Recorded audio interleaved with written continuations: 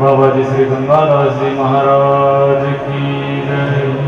बाबा जी श्री गोपालदास जी महाराज की जय।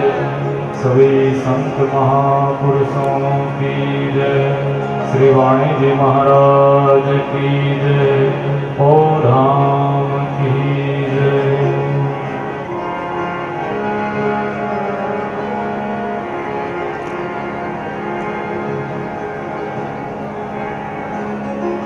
साधु नमो नमो निरंजनम नमस्कार गुरुदेवता वंदनम सर्वसाधुवा परिणामं परं परब्रह्म परापरम् सोममदेव निरञ्जनम् निराकारं निर्मलं तस्य दादु जीवनम्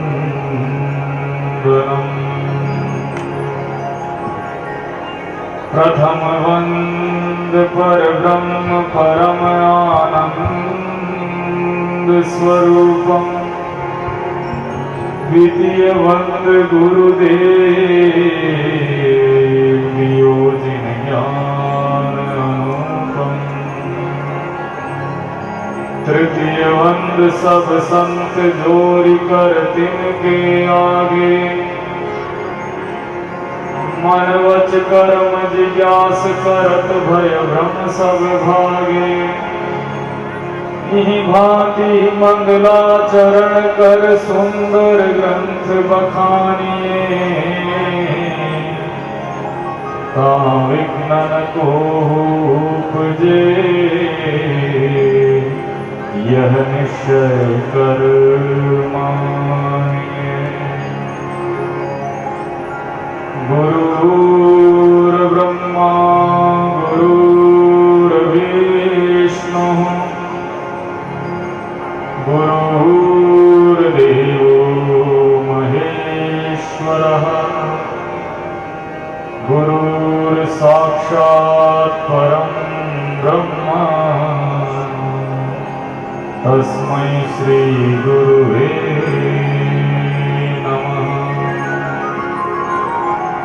अखंड मंडलाकारं व्याप्तं येन चराचरं तत्पदं दर्शितं येन तस्मै श्री गुरुवे नमः। ध्यानमूलं गुरुर्मूर्तिः पूजामूलं गुरुपदम् मन्त्रमूलं गुरुर्वाक्यम् मोक्षमूलं गुरुकृपा।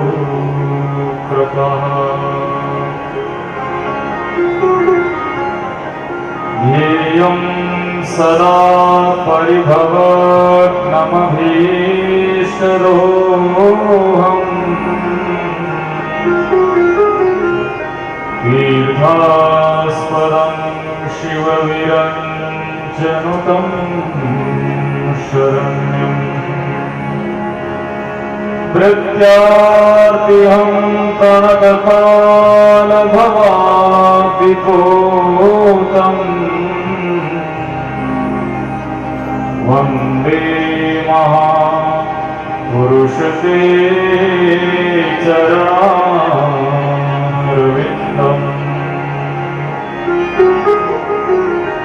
नमस्कार सुंदर करे निस दिन बारंबार सदा रहो मम शीस पे, सतगुरु चरण तुम्हारा। जिनकी वाणी अमृत वाणी, ये संतन मानी सुखदानी। जो सुनकर प्राणी हृदयानी, ये बुद्धि थिरानी उन जानी।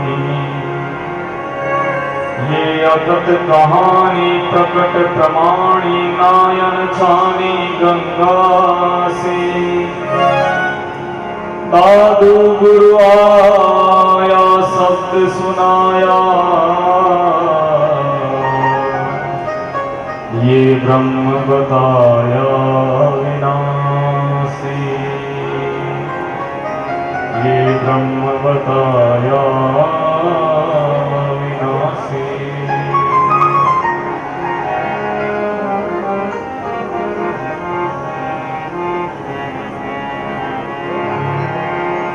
2 मिनट के लिए भगवान नाम संकीर्तन करेंगे, गुरु नाम संकीर्तन करेंगे। तत्पश्चात इस कथा रूपी गंगा के अंदर डुबकी लगाएंगे।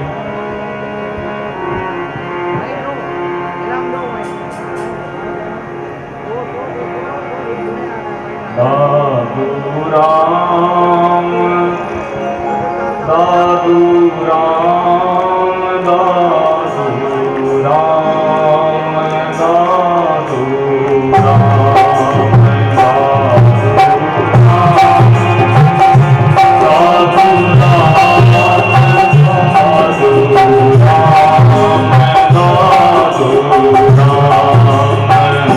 दादू राम दादू राम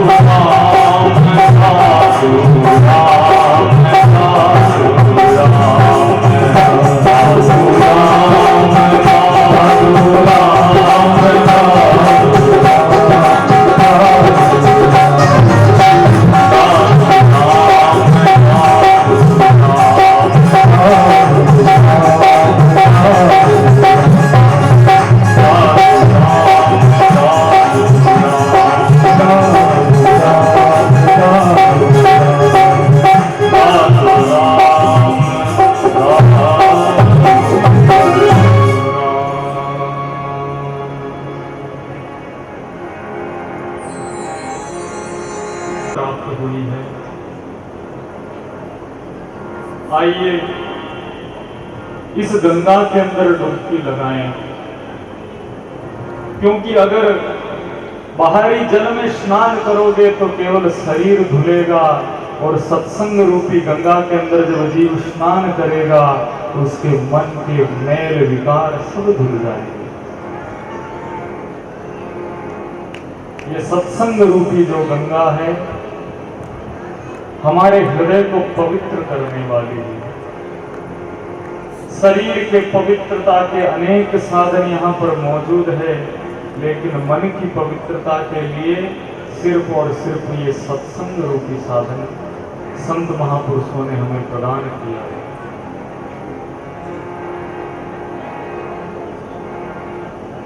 अगर जीव को भव सागर से पार होना है ना, तो भाव सागर में डुबकी लगानी बहुत जरूरी है। जब तक जीव भाव रूपी समुद्र में परमात्मा की भाव गंगा के अंदर जब स्नान नहीं करता तो जीव पार नहीं उतर सकता। तो जितने भी संत हुए, जितने भी संतों की वाणी है, जितने भी संतों के ग्रंथ हैं, वो हमको भाव सागर में ले जाते। कहते हैं जो भव सागर में गया वो डूब गया, और जो भाव सागर में गया वो संसार से पार हो गया। तो सज्जनों, ये संत महापुरुषों के ग्रंथ हैं, संत महापुरुषों की जो वाणियां हैं, ये हमको उसी परमात्मा के वास्तविक तत्व का अनुभव कराती है, वास्तविक सुख का अनुभव कराती है।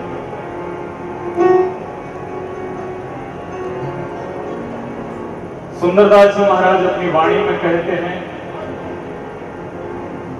संत समागम करिए भाई, जान अजान छुए पारस को, लोहा प्रगट कंचन हो जाए। लोहा होता है ना, बहुत निकृष्ट धातु होती है, और सोना होता है, सोना बहुत उच्च कोटि की धातु होती है। आपने घर में देखा महाराज कोई लोहे की संडासी हो, चिमटा हो, उसको तिजोरी में बंद करके रखे? किसी ने नहीं देखा होगा। लेकिन जो सोने की चीज होती है महाराज, अगर छोटी सी भी चीज है तो उसको बड़े संभाल के युक्ति के साथ में रखा जाता है। तो संत महापुरुष कह रहे ये जीव क्या है? जब तक सत्संग में नहीं गया तब तक ये जीव है लोहे के स्वरूप में। इस जीव का कोई मूल्य नहीं है जब तक इसे सत्संग प्राप्त नहीं।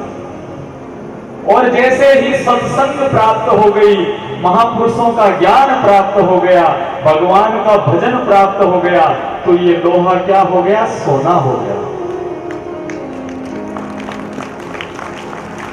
तो ये सत्संग रूपी जो गंगा है, जो पारस है, जान अजान छुए पारस को। कोई जरूरी नहीं है कि महाराज पारस का उद्देश्य हो या लोहे का उद्देश्य हो। संयोग बन जाता है, कभी कभी संयोग ऐसा बनता है, जीव को परिवर्तन होना होता है, महापुरुष उसे सत्संग में खींच लेते हैं। फिर आगे सुंदरदास जी महाराज क्या कह रहे हैं? नाना विधि बन राय कहावे, भिन्न भिन्न कर नाम धराए।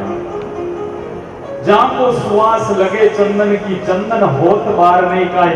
जंगल के अंदर इतने पेड़ हैं, सबके अलग अलग नाम हैं, लेकिन कोई पेड़ अगर चंदन के रूख के पास में उग गया तो चंदन की खुशबू उसके अंदर उत्पन्न हो जाती है, वो भी चंदन हो जाता है। फिर आगे संत कह रहे हैं, नव का रूप जान सत्संगति, ये तामे सब कोई बैठो आई, और उपाय नहीं गिरने की, सुंदर काढ़ी राम दुहाई। इससे बड़ी दया क्या होगी? कोई संसार में इतनी गारंटी लेने वाला है क्या महाराज? कोई नहीं लेता। इतना भरोसा कोई नहीं दिलाता जितना ये संत कह रहे हैं कि सुंदर काढ़ी राम दुआई। अरे संसार से अगर पार होना है तो मैं राम जी की सौगंध खा के कहता हूं ये सत्संग रूपी पारस के स्पर्श से ही जीव संसार समुद्र से पार होगा। तो सज्जनों, ये पारस हमको हमारे गुरु महाराज ने प्रदान किया, जिसके कारण से आज हमें ये शुभ अवसर प्राप्त हुआ है। हम यहाँ पर बैठकर, मनोरंजन के तो बहुत साधन है, लेकिन यहाँ बैठकर चिंतन करें। जब सत्संग जीव सुनता है ना, तो एक चिंतन अंदर उत्पन्न होना चाहिए कि वास्तविकता में मेरे अंदर क्या गुण है और क्या दोष है, इस चीज को हमें पहचानना है।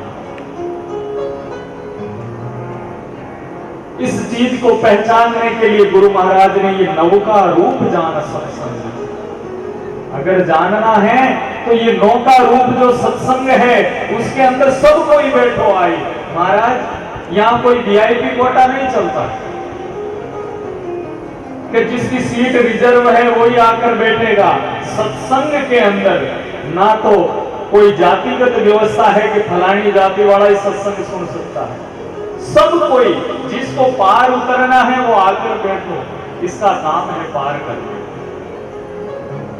नाव वाला होता है ना, तो नाव वाला ये नहीं पूछता है, बस के अंदर टिकट कटाते हो तो ये पूछता है कि भाई तेरी जाति कौन सी है, नागौर जाना है पहले जाति बता, बाद में टिकट दूंगा, ऐसे थोड़ी पूछता है। बस वाले का काम है यात्री को यहां से ले जाकर वहां छोड़ना, इतना ही वो जानता है। अब चाहे कौन से ही गांव का हो, कौन से ही रंग का हो, कौन सी जाति का हो, उसे कोई फर्क नहीं पड़ता। तो ये सत्संग रूपी नौका ऐसी है, काम में सब कोई बैठो आई, जितने भी हैं, स्त्री हो पुरुष हो, महाराज ब्राह्मण क्षत्रिय वैश्य शूद्र, सबके लिए द्वार खुले हैं, सब आकर बैठो, इसका काम है पार उतारना। तो ये संत महापुरुषों का जो ज्ञान है, जो वाणी है, ये पार उतारने का काम इस जीव को करती है।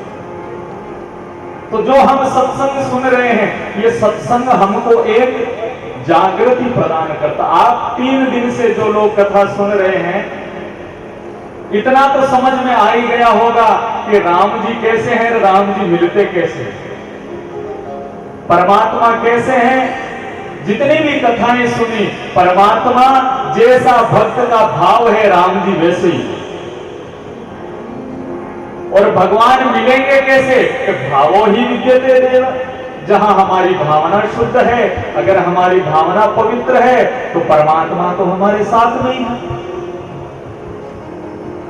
तो जो भी जीव इस अमृत का पान करता है, महाराज, आकर्षण व्यक्ति में नहीं होता है, उसके गुणों में आकर्षण होता है। शरीर में आकर्षण नहीं होता।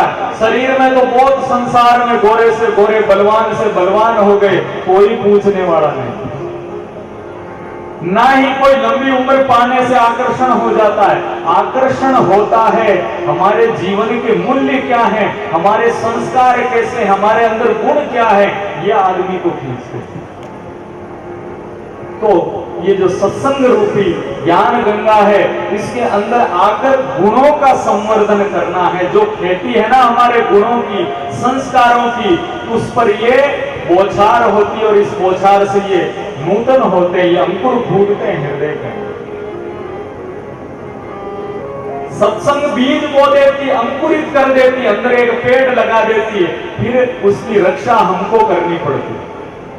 बीज तो लगा दिया महापुरुषों ने अंदर, लेकिन अगर रक्षा नहीं की, इधर उधर भटक गए, तो फिर क्या होगा? वो फसल नष्ट हो जाएगी।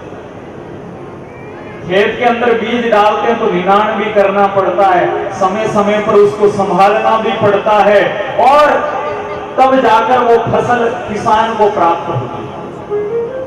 वैसे ही ये ज्ञान का बीज तो महापुरुष बो देते हैं, लेकिन हम फिर ध्यान नहीं देते।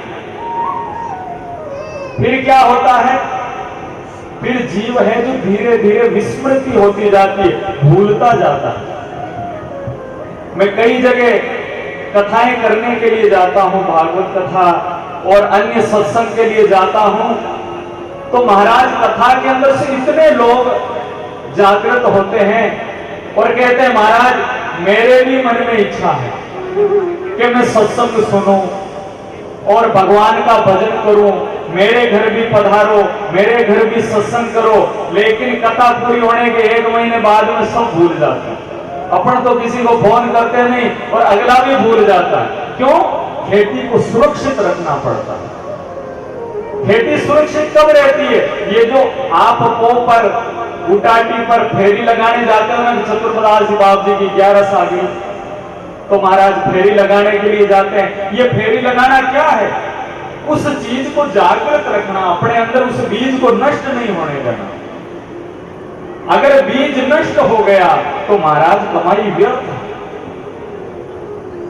बीज नष्ट कब नहीं होगा? जब निरंतर सत्संग में आप रहो, कोई भी संत आए, ज्ञान की चर्चा करो। घर के अंदर 5 आदमी बैठे हो, आपको ये जरूरी नहीं है महाराज पंडाल लगा के ही कथा करानी। घर में 5 आदमी बैठे और एक ज्ञानी है ना, तो ज्ञान की बात छेड़ो। तो बुजुर्गों से, हमारे बूढ़े बड़रों से हमको कुछ ना कुछ अच्छी चीजें मिलती जाती है। और 5 आदमी बैठ के महाराज पंचायत जोड़ ली, इधर उधर की बातें करने लगे, तो मन में जो थोड़ा बहुत है ना, वो भी नष्ट हो जाता है।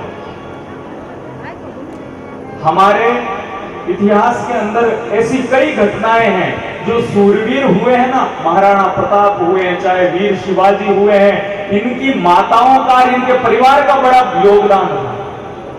शिवाजी को उनकी माता है सूरवीरों की कहानियां सुनाती थी, बेटा हमारे देश में ऐसे ऐसे महारथी हुए, ऐसे ऐसे धर्मवान हुए, ऐसे ऐसे दानवीर हुए, ऐसे ऐसे ज्ञानी हुए। तो वो आदमी क्या सीखता? वही चीज सीखता जाता। अंदर एक भावना जगती है, बच्चों के मन में भावना जगती है, मेरे को कैसा बनना है? कि शिवा जैसा बनना, मेरे को महाराणा प्रताप बनना है, मेरे को इतना सूरवीर बनना है। पढ़ने वाले बच्चों को कहानियां सुनाई जाती है अल्बर्ट आइंस्टाइन की, कितना बुद्धिमान था, अब्दुल कलाम कितना बुद्धिमान था, कितने उसने आविष्कार किए, उसको मोटिवेट करते हैं, उसका उत्साह बढ़ाते हैं। हमारे महाराज घर के अंदर जैसा माहौल है वैसी हमारी संतान तैयार हो जाएगी। कोई उसका उत्तरदायी नहीं है, हम उत्तरदायी हैं कि हमारे घर में भक्त आए, कि हमारे घर में सूरवीर आए, कि हमारे घर में दानवीर आए। हम जैसा बच्चों को माहौल देंगे वैसी खेती तैयार हो जाएगी। आज संसार के अंदर माहौल कैसा है महाराज? सबसे ज्यादा आकृष्ट है तो क्या महाराज सत्संग की तो बात होती नहीं, फिल्में देख लो, और फिल्मों में बच्चों को पूछे क्या बनेगा? कि सलमान खान बनूंगा। महाराज जैसी मन के अंदर भावना है वैसी प्रकट हो जाती। कौन सी ऐसी विशेषता है? अरे उसकी मार्केटिंग की गई है, उसका प्रचार किया गया है, तो उस आदमी को आज जानते हैं। लेकिन धर्म का प्रचार बंद हो चुका है। आज मारवाड़ की भूमि तो फिर भी इतनी धन्य है कि महाराज यहाँ कोई बच्चा जन्मता है या कोई बुजुर्ग जाता है तो पीछे सत्संग का आयोजन होता है। बाकी जगह तो ये भी नहीं होता महाराज। यहाँ कोई शुभ अशुभ मौके पर कोई भी ऐसा टाना हो तो संतों को बुलाकर भोजन करवाते हैं, सत्संग करवाते हैं। ये क्या है? ये खेती नहीं करना। तो इस चीज को हमारे बीच से नष्ट नहीं होने देना, ये चीज हमें जीवित रखनी। आज सत्संग सुनने वाले हैं तभी तो ये पंडाल भरा है महाराज, ये सुनने वाले बैठे हैं। अगर इनके माता पिता संस्कार नहीं देते तो कौन कथा में आता है? महाराज क्या लेना देना हमको सत्संग से? घर के अंदर बहुत सारे काम पड़े, कोई सत्संगी काम थोड़ी है। हमारी ये जिम्मेदारी, हमारा ये दायित्व है। और जो लोग भजन कर रहे हैं, जो लोग साधना के मार्ग पर हैं, वो महाराज इस चीज को जिंदा रखें, जीवित रखें। वरना फिर क्या होगा? हम क्या सोचते हैं महाराज, भजन कब करेंगे? बुढ़ापे में कर लेंगे। अभी क्या करना? बुढ़ापे में राम राम में तो करना है, अभी तो कमाने के दिन है। अरे भाई तू बड़ा शोर है, तेरे को बड़ा ये विश्वास है कि तेरा बुढ़ापा आएगा, पहली बात तो ये। और जब जिंदगी पर कोई चीज नहीं की तो बुढ़ापे में कैसे हो जाएगी महाराज? अगर जिंदगी में रोज 5-5, 10-10 मिनट, 1-1 घंटा, आधा-आधा घंटा अगर सत्संग सुनते, राम राम करते तो बुढ़ापे में भी हो जाती, वरना होगी कैसे? संत महापुरुष कहते हैं ये कल्याण करना, अपना जीवन का उद्धार करना सहज नहीं है, ये एक धारा बनाकर रखनी पड़ेगी। अंतमति सो गति। अगर मरते मरते मन है जो महाराज जमीन में रह गया तो महाराज वहीं पर उत्पन्न होना पड़ेगा। अच्छे संस्कार है तो उस घर में पैदा हो जाओगे, और बुरे संस्कार है, जीवन में पुण्य नहीं किया तो महाराज सांप और उंदरे बन के पैदा होना पड़ेगा। कोई साधारण बात थोड़ी। आपने भागवत में बड़ी प्रसिद्ध कथा सुनी होगी भरत जी महाराज की, जो चक्रवर्ती सम्राट थे, पूरे भारत के राजा थे। भरत जी महाराज का जब बुढ़ापा आया, हमारे शास्त्रों में व्यवस्था है ब्रह्मचर्य, गृहस्थ, वानप्रस्थ और सन्यास, 4 आश्रम हैं। जितने भी गृहस्थ लोग हैं इस बात को बड़े ध्यान से सुने। लोग कहते हैं महाराज माला फेरना आपका काम है, आपका नहीं, आपका भी है। यह व्यवस्था शास्त्रों ने दी है कि अगर गृहस्थ जीवन में रहना है तो 100 साल की उम्र हमारे वेदों में बताई। एक आदमी की उम्र कितनी होती है? अब तो मान लो कोई 70 के होते हैं, कोई 80 के होते हैं, लेकिन पहले के जमाने में आदमी की उम्र होती थी 100 साल। 100 साल के 4 विभाग कर दिए हमारे ग्रंथों ने। कहा कि पहले के जो 25 साल है, अब अगर 80 साल मानते हो तो 4 कर लो, 80 के 20-20 साल। पहले के जो 25 साल है वो पढ़ाई करने में, अपने आप को योग्य बनाने में, अपने आप का सामर्थ्य बढ़ाने में, वो पहले के 25 साल ज्ञान वर्धन के लिए दिए गए कि संतों के पास में, स्कूल में, गुरुकुलों में जाकर पढ़ाई करो, अपने आप को इस समाज में रहने के लायक बनाओ। फिर जब लायक हो गए तो अब गृहस्थ जीवन में प्रवेश करो। अगर लायक नहीं हो, महाराज कमाने खाने की श्रद्धा नहीं है, तो गृहस्थ में प्रवेश करके भी क्या कर लेंगे? पहले के 25 साल लायकी के लिए, दूसरे 25 साल समाज में। भाई गृहस्थ जीवन में प्रवेश किया, अपना वंश वर्धन है, अपने पूर्वजों का नाम करना है, धर्म करना है, पुण्य करना है, उसके लिए 25 साल। अब 50 साल तक महाराज गृहस्थ का जीवन हो गया। कहते हैं जब 50 साल हो गए ना तो महाराज फिर बेटा बेटियों को जिम्मेदारी देनी चाहिए। भाई अब तुम जानो, ये घर जाने, ये खेत जाने, ये जमीन जाने, अब हमको अपने लिए टाइम दे। फिर 25 साल क्या करो, जहां कहीं भी सत्संग होती है, संतों के आश्रम में, वहां जाकर सेवा करो, सत्संग सुनो, उससे क्या होगा? मन पवित्र हो। और अंतिम जो 25 साल हैं वो दिए गए हैं सन्यास के लिए, हर आदमी के लिए। ये ऐसा नहीं है कि किसी एक के लिए है, साधुओं के लिए, प्रत्येक व्यक्ति के लिए वेदों के अंदर 4 आश्रमों की व्यवस्था की गई है कि लास्ट के जो 25 साल है ना वो भगवान को दे दो, फिर तो घर परिवार जाने, उसका काम जाने, अपने को तो राम राम ही करने, माड़ा ही करने। तो ये तो गृहस्थ का जीवन है। और संत महापुरुष तो कहते हैं भाई ये तो वेदों की मर्यादा है, लेकिन ये जन्म ही भगवान को पाने के लिए हुआ है। तो महाराज जब जागे जब ही सवेरा, महाराज जब जागो लागो राम सु छाड़ो विषय विकार, जीवो पीवो राम रस आत्म साधन सार। जब जाग जाओ भाई, जब जागृति हो गई कि मेरा संसार में आने का उद्देश्य क्या, तभी भगवान के भजन में लगे। वेद तो जबरदस्ती लगा रहे हैं, लेकिन संत कह रहे हैं अरे तेरा काम ही यही है, इसीलिए तू संसार के अंदर आया है, और आने का कोई उद्देश्य नहीं। तो जैसे जैसे जीव भगवान के भजन की ओर लगेगा, परमात्मा के चिंतन की ओर लगेगा, जीव महाराज अपने आप उस परम तत्व को जानने लगेगा। तो बात कर रहा था भरत जी महाराज की।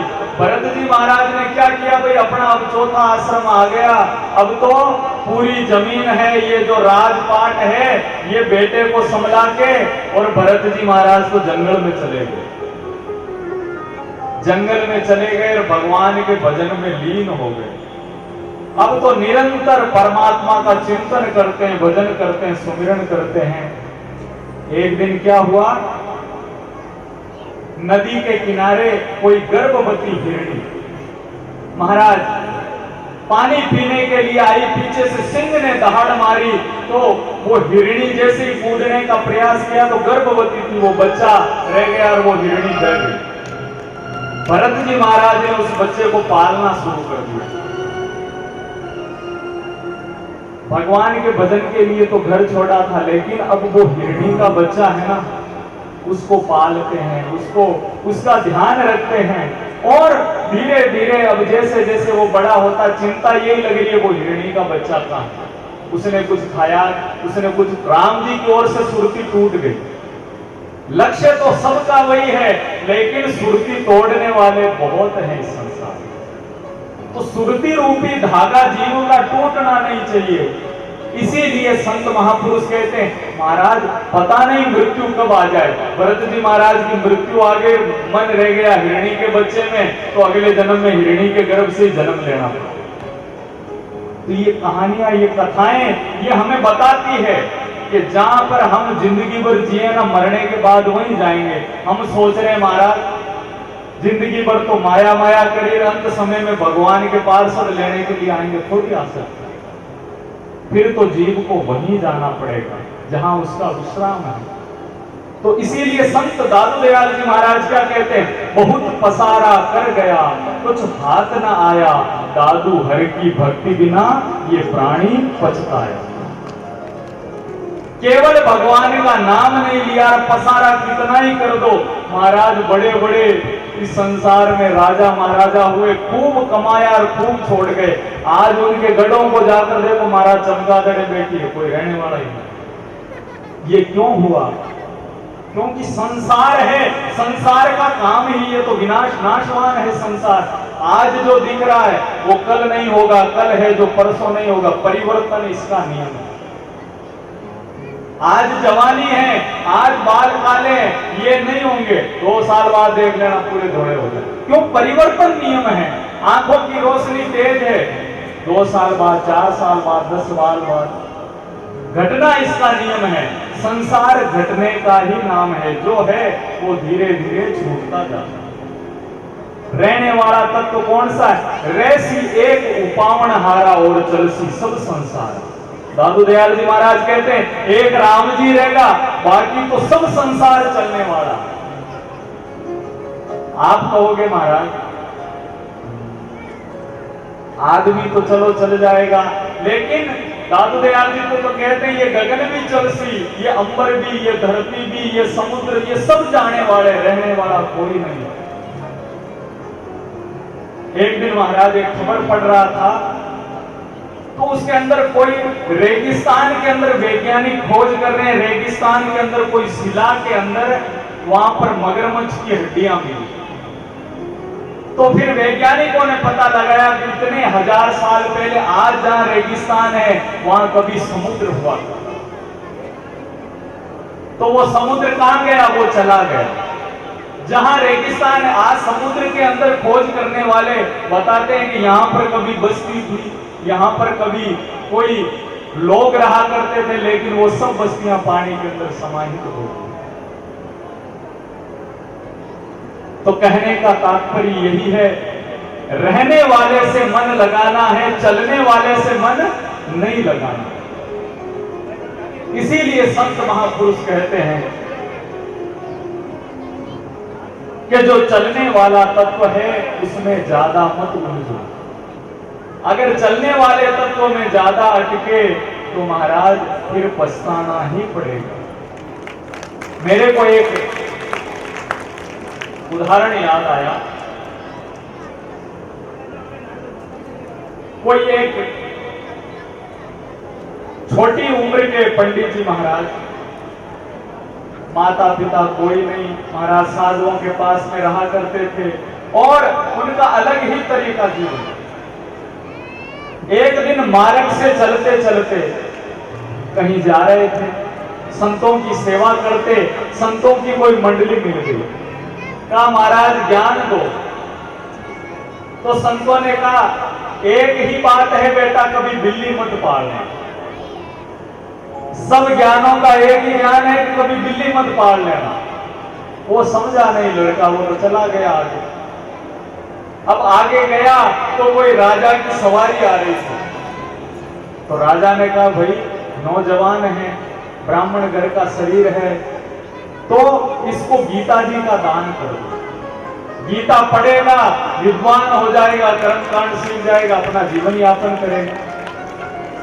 तो कहा चलो गीता जी का दान उनको कर दिया। कहा पंडित जी महाराज देखो ये भगवान की बांची हुई गीता जी है, भगवान के मुख से इसका प्राकट्य हुआ है, आप इसको पूरी को पूरी पढ़ना। कहा ठीक है राजा जी जरूर पढ़ूंगा। महाराज लेकर आए, झोंपड़ी के अंदर रखी गीता जी को। सुबह देखा तो एक अध्याय चूहे खा गए ऊपर वाले। अब पंडित जी महाराज दुख पाने लगे कि राजा कभी वापस मिल गया तो अपने तो गिरे हो जाएगी। वो उसने गीता जी का दान किया, इधर तो ये उंगरे खा रहे हैं गीता जी को, तो अपना तो पढ़ना कहां से होगा। गांव वालों से पूछा भाई उंगरों की कोई दवाई हो तो बताओ ना। कहा पंडित जी बिल्ली पाड़ लो, और कोई दवा नहीं है, ये चूहों को भगाना ना तो बिल्ली पाड़ लो। बिल्ली पाड़ ली महाराज। अब बिल्ली है महाराज, एक दो दिन तो चूहों को खाए, लेकिन बिल्ली ऐसे थोड़ी रहे, बिल्ली को तो दूध चाहिए, वो तो भागे दूसरे के घर में जाओ, पंडित जी के रुके ही नहीं वो। तो लोगों से पूछा भाई बिल्ली तो घर में रुकती नहीं है। अरे रुकेगी कैसे पंडित जी महाराज, दूध की कोई व्यवस्था करो। तो दूध के लिए क्या करूं कि गाय पाल लो। महाराज दूध के लिए गाय पाल ली। अब गाय का दूध निकालते हैं, चारा लाते हैं, सारी व्यवस्था करते हैं। गीता जी पढ़ने का टाइम किसको है महाराज? कहानी एक ही जगह से शुरू होती है, सब आदमी की कहानी यहीं से शुरू होती है। अब महाराज टाइम कहीं मिलता ही नहीं है, सुबह से शाम तक उसी में निकल जाता है। गांव वालों को कहा भाई भाई ये तो काम बुरा हुआ, मैं तो फंस गया। अब गाय चराऊं कि बिल्ली को देखूं कि गीता पढ़ूं कि घर का काम करूं। महाराज ऐसा कर लो, ब्याह कर लो आप। जो घरवाली आएगी ना तो वो अपने आप ही घर का काम भी कर लेगी, गाय भी दूलेगी, चारा भी डाल देगी, आपका काम सब हो जाएगा। महाराज पंडित जी ने ब्याह कर लिया। तो हमारे संत कहते हैं महाराज जब तक शादी नहीं होती आदमी की दो टांगें होती, ठीक है ना।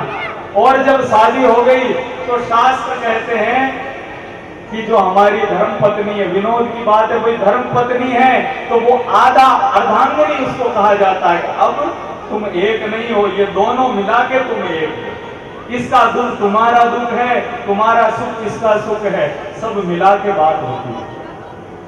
तो महाराज टांगे बढ़ती जाती है, 2 की 4 हो गई, फिर टावर होते हैं तो 4 की 6 हो जाती है, 6 की 8 होती जाती है। आदमी फिर तो फंसता ही जाता है, निकलने का काम ही नहीं। अब पंडित जी महाराज के टाबर टूबर भी हो गए। अब तो खेत चरावे और भारो ले आवे महाराज। खेत के अंदर गायों को चराते हैं, भारा लाते हैं, और गांव के अंदर अपने काम काज के अंदर उलझ गए। एक दिन राजा मिल गया। महाराज गीता जी पढ़ी कि नहीं पढ़ी? क्या बताऊं राजा, एक तो अध्याय देख मेरे खोड़े में है टाबर, एक ये घरवाली के खोड़े में है, और एक अध्याय ये। अभी तो 3 अध्याय में मेरी तो हालत खराब हो गई, कमर टूट गई। अभी 18 अध्याय पढ़ूंगा जब तक तो पता नहीं क्या होने वाला। इसीलिए संत कहते हैं, अब गुरुजी की बात आई कि गुरुजी ने कहा था कि बिल्ली मत पालना। ये बिल्ली पाली ना, एक बिल्ली के कारण से ये सारा लफड़ा हो गया। तो संत महापुरुष कहते हैं बहुत पसारा कर गए कुछ बात नहीं। आदमी सोचता है इतना कर लूं तो बहुत मेरे लिए, लेकिन महाराज वो तृष्णा का अंत आता ही नहीं है। आदमी की तृष्णा रुकती नहीं। सुंदरदास जी महाराज कहते हैं आदमी का स्वभाव कैसा है कि 9, 10, 20, 50 भय सत होय हजारिन लाख मंगे को, कोटि अरब खरब असंख्य पृथ्वीपति होने की चाह जगेगी। स्वर्ग पाताल को राज करूं ये तृष्णा तो अधिक बढ़ेगी। सुंदर एक संतोष बिना सट तेरी तो भूख कबू न भगेगी। आदमी क्या सोचता है, 9, 10, 20 यात्रा यहीं से शुरू होती है, छोटी सी यात्रा होती है। बच्चा है वो 5 रुपए की टोपी से राजी हो जाता है, बड़ा आदमी है उसको महाराज 1500 का गिफ्ट दो तो वो राजी होता है। धीरे धीरे बढ़ती जाती है। फिर आदमी क्या सोचता है कि 9, 10, 20, 50 वयस, अब तो रोज की इनकम 1000 रुपए तो कम से कम होनी चाहिए। वो ये हजारिन लाख मंगेगो। फिर जैसे जैसे बड़ा होता है अब तो रोज का 1,00,000 रुपया चाहिए। कभी देखो आंकड़े महाराज, कहते हैं अंबानी 1 मिनट में कितने लाख कमाता है। तो ये क्या है? ये तृष्णा का ही तो परिणाम है। और हजारे में लाख मंगेगो, कोटि अरब खरब असंख्य पृथ्वीपति होने की चाह।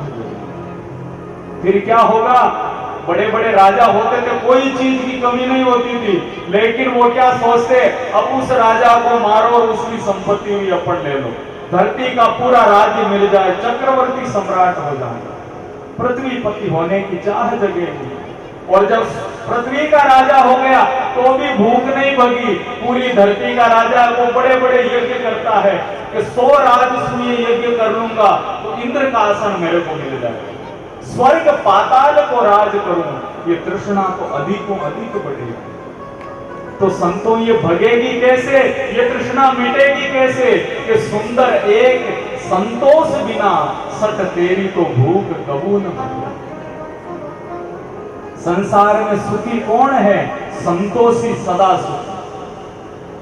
साईं इतना दीजिए जामे कुटुंब समाए। महाराज जितने भी भक्त हुए, नरसिंह की कहानी सुनते हो आप सुदामा का चरित्र सुनते हो। सुदामा को कहा, अरे तू जाके तेरा द्वारिकाधीश तेरा मित्र है, उससे मांगेगा जो मिल जाएगा, मेरे को जरूरत ही नहीं है। महाराज खाने के लिए कुछ नहीं है, लेकिन मेरे को कुछ जरूरत नहीं है, भगवान ने दिया है वो पर्याप्त है। और हमसे पूछे महाराज जरूरत है कि नहीं? जरूरत तो है, क्यों नहीं? तो यही अंतर होता है। परमात्मा ने जितना दिया उसमें संतुष्ट रहना। भगवान महाराज संतों का जीवन ऐसा ही होता। वाह वाह रे मौज फकीरानी, कभी तो खावे रूखा सूखा, कभी लपट दे कीरानी। फकीरों का जीवन कैसा होता है महाराज? कभी तो जोड़ी की रोटी से काम चलाना पड़ता है, कभी महाराज जाओ तो बूंद पाक भी मिलता है, रबड़ी भी मिलती है, खीर भी मिलते हैं, मालपुए भी मिलते हैं। कभी तो सोवे राजमहल में, कभी गली अहिरांदी। महाराज कभी तो राजमहल में सोने को मिल जाता, कोई भगत बुला लेता है, और नहीं तो महाराज कहीं कोई दीवारे में आसन लगाया सो गए। तो ये फकीरी की मौज ऐसी ही होती है। जो इस फकीरी की मौज को जान ले, इसका स्वाद चख ले, उसके बाद में उसे कुछ प्राप्त करने की आवश्यकता नहीं होती। इन संतों के पास में धन कौन सा है? कि संतोष रूपी धन। वो संतोष रूपी धन प्राप्त हो गया तो सब कुछ इस जीव को प्राप्त हो। तो ये जो सत्संग हम श्रवण कर रहे हैं, जिस कथा के रस का हम पान कर रहे हैं, ये कथा का रस संतोष आएगा कब? जब राम जी का भाव जगेगा ना। आदमी जब भावना वाला, भाव वाला जो आदमी है, जो भक्त है, उसे महाराज कुछ नहीं चाहिए। जब तक भाव प्रकट नहीं हुआ तब तक भूख भगी नहीं, और भाव प्रकट होते ही सारी भूख मिट जाती, फिर कोई पाने की इच्छा ही नहीं। तो दादू दयाल जी महाराज जब आमेर के अंदर विराजते थे, तो आमेर के अंदर एक काशी से पढ़े हुए बड़े ही विद्वान पंडित आए। काशी को विद्या की नगरी कहा जाता है, वहां पर बड़े बड़े विद्वान होते हैं। तो सबसे बड़ा वहां का विद्वान काशी का पंडित जगजीवन जी नाम है। काशी से महाराज प्रमाण पत्र ले लिया कि इनसे बड़ा ज्ञानी हमारे गांव में तो कोई नहीं है। वहां के राजा का मोहर लगा हुआ पत्र लेकर अब जा रहे हैं। जिस राजधानी में जाते हैं वहां के सब पुरोहितों को कहते हैं, भाई तुम में से कोई ज्ञानी हो तो मेरे को हरा दो, और ये मेरे शास्त्र हैं, मैं तुम्हारा चेला बन जाऊंगा, नहीं तो तुम मेरे चेले बन जाओ। ये करते करते महाराज आमेर के अंदर पधार गए जगजीवन जी महाराज। घूमते घूमते आमेर के अंदर आए। आमेर के अंदर सब पुरोहितों ने विचार किया, भाई ये तो काशी में नहीं हारा, वो ये आमेर में क्या हारेगा, हमको चेला बना लेगा, तो क्या करो, इसको दादू जी के पास में भेज दो। दादू दयाल जी के पास में जाएगा, महाराज संत हारेंगे तो भी ठीक और जीतेंगे भी तो भी ठीक, महाराज अपना तो फंद कटे, दयाल महाराज के पास में इसको भेज दो। जगजीवन जी महाराज हैं, काशी में आए तो पुरोहितों ने कहा महाराज हम तो इतने ज्ञानी नहीं, हमारे गुरुजी हैं दादूजी महाराज, आप उनके पास में जाओ और उनको हरा दो तो हम भी हार मान लेंगे। दादू दयाल जी महाराज के सत्संग में जगजीवन जी महाराज आए, कथा चल रही थी। अब पंडित जी महाराज ने थोड़ा अभिमान भी है अंदर, भाई कोई अच्छा स्थान ऊंची जगह नहीं मिली तो बैठे नहीं, खड़े हैं। खड़े हैं दयाल महाराज, जो सच्चा गुरु होता है ना वो हमारे प्रश्नों का उत्तर नहीं देता है कभी। सच्चा गुरु होता है वो महाराज हमारे प्रश्नों का उत्तर नहीं देता, हमारे वास्तविक जिज्ञासा का उत्तर वो देता है कि वास्तविकता में इसकी आवश्यकता क्या है, इसको चाहिए क्या, कौन सी चीज इसको जरूरत है, वो चीज गुरु महाराज प्रदान करते। तो दादू दयाल जी महाराज ने उसको देखते ही एक भजन गाया, पंडित राम मिले सो कीजिए, ये पढ़ पढ़ वेद पुराण बखाने सोई तत्व कह दीजिए, आत्म रोगी विषम व्याधि सोकर औषधि सारा, परसत प्राणी होए परम सुख छूटे सब संसार। अरे पंडित जी महाराज ऐसा उपाय बताओ कि राम मिल जाए। आप कहते हो मेरे को 18 पुराण याद है, पूरी गीता जी याद है, उसका उद्देश्य तो भगवान से मिलना ही है कि और उद्देश्य? अगर राम से मिलना ही है तो वो राम कैसे मिले वो बता दो। पंडित राम मिले सो कीजिए, एक गुण इंद्री अग्नि अपारा, पासन जले शरीरा, तन मन शीतल होए सदा सुख सोजल नहो नीरा। ये इंद्रियां है ना, 5 इंद्रियां, ये जीव कहती है मेरे को, कोई कहता है नमकीन चाहिए, कोई कहता मीठा चाहिए, ये कान कहते हैं मेरे को अच्छी चीज सुनने को चाहिए, नेत्र कहते हैं अच्छा रूप देखने को चाहिए, तो वो चीज कहां से मुझे प्राप्त हो? ये जल रही है इंद्रियां, एक गुण इंद्रिय अग्नि अपारा, पासन जले शरीरा, तन मन शीतल होए सदा सुख सोजल नहो नीरा। कोई ग्रंथों में ऐसा उपाय है कि महाराज ये इंद्रियां शीतल हो जाए? जगजीवन जी सोचने लगे अपनी शीतल नहीं हुई अभी तो। क्यों? ये मन है, ये मन काशी से यहां तक लेके आया, पूरे जगत को हराना, मेरे से बड़ा ज्ञानी नहीं, अंदर से जड़ी तो रहा है और क्या है कि मैं इतना बड़ा ज्ञानी हूं, यही तो मन कह रहा है। अभी तक तो अपनी शीतल नहीं हुई, इनको क्या उपाय बताना? ज्यादा ज्ञान है ना अपच उत्पन्न कर देता है। जो आर्य ज्ञानी बिना गुरु के ज्ञान, इसीलिए कहते हैं बाबा गुरुमुख ज्ञान आ रही। संतों की वाणी क्या कहती है? ज्ञान वही कामयाब होता है जो गुरु से प्राप्त हो, बिना गुरु का ज्ञान काम का नहीं। क्यों? अंदर अपच हो जाती है, फिर लोगों से जा करता है कि तू क्या जानता, मैं तो इतना जानता हूं। ज्ञानी कभी नहीं कहता कि मैं जानता हूं, वो जानते हुए भी शांत रहता है। जगजीवन जी सोच में पड़ गए, प्रश्न आ गया, गए तो प्रश्न पूछने, लेकिन गुरु ने ही प्रश्न पूछ लिया, पंडित राम मिले सो कीजिए। अब क्या उत्तर इस बात? अभी तक तो राम जी अपने को ही नहीं मिले, इनको क्या बताऊं? सोच में विचार में पड़ गए। सोई मार्ग हमें बताओ। दादू जी कह रहे हैं अरे पंडित जी महाराज, सोई मार्ग हमें बताओ, जीपत पहुंचे पारा, भूल न पड़े उलट नहीं आवे, सो कछु करो विचारा। ऐसा कोई मार्ग है कि वापस आदमी पुनरपि जननम पुनरपि मरणम पुनरपि जननी जठरे शयनम, ई संसारे खल दुस्तारे, कृपया पाहि पाहि मुरारे, भज गोविंदम गोविंदम भज मूढ़। आचार्य शंकराचार्य जिन्होंने सन्यास की स्थापना की, सन्यास धर्म की स्थापना की, एक रास्ते से जा रहे थे तो वहां कोई 85 साल के बूढ़े व्यक्ति हैं जो अष्टाध्यायी संस्कृत का ग्रंथ है उसका सूत्र याद कर रहे हैं, डुक्रिय करणे डुक्रिय करणे डुक्रिय करणे। ये धातु का एक रूप है, तो महाराज उसको याद कर रहे हैं क्योंकि पंडित रह गए, विद्वान रह गए, शास्त्रज्ञ रह गए। शंकराचार्य के कान में पड़ा, अरे ये आदमी अभी तक डुक्रिय करने में अटका हुआ, ये नहीं जानता है कि इसकी मृत्यु निकट आ गई है, अब इसको जाना है ये संसार छोड़ के, अब ये कहां शास्त्रों में उलझा हुआ। तो महाराज उन्होंने कहा प्राप्ता सन्न हिते मरणे नई नई रक्षति डुक्रिय करणे। अरे तेरी मौत नजदीक आ रही है, अब डुक्रिय करने तेरे को बचाने वाला नहीं है, तो कौन बचाएगा? कि भज गोविंदम गोविंदम भज मूढ़मते। अरे मूढ़मते, भगवान का भजन कर, वही तेरी रक्षा करेगा और कोई रक्षा करने वाला नहीं। तो यही बात दादू दयाल जी ने कही कि सोई मार्ग हमें बताओ, जे पद पहुंचे पारा, भूल न पड़े उलट नहीं आवे, सो कुछ करो विचारा।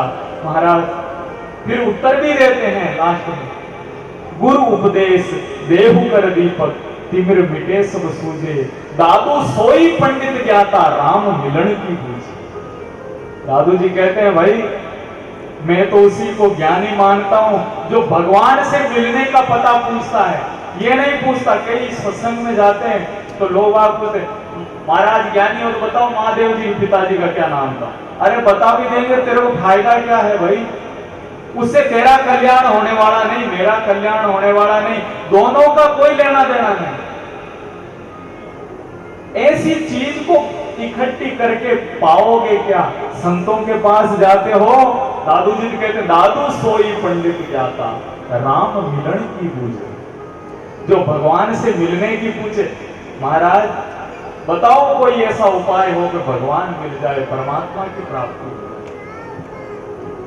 तो संसार के अंदर वही ज्ञानी है, वही पंडित है जो उस परमात्मा से मिलने का पता पूछते हैं। तो बाजेंद्र जी महाराज का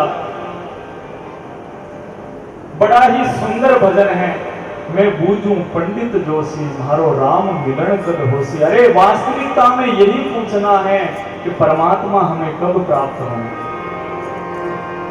मैं तो बूझूं पंडित जोशी, मारो राम मिलन कद होसी।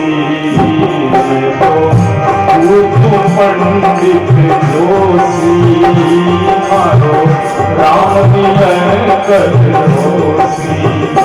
मारो राम मिलन कद होसी, मारो राम मिलन कद होसी। मारो राम मिलन कद होसी, मारो राम मिलन कद होसी। मैं तो बूझूं पंडित जोशी, मारो राम मिलन कद होसी।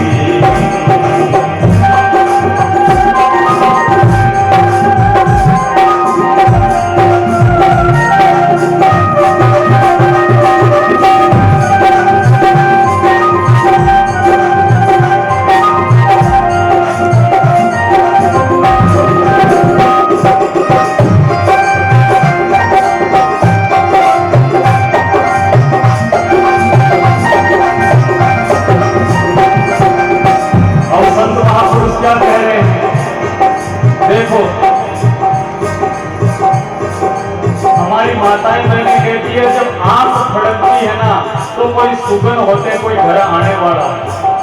तो संत कह रहे हैं भाई हमारी आंख फड़क रही है तो कौन आएगा?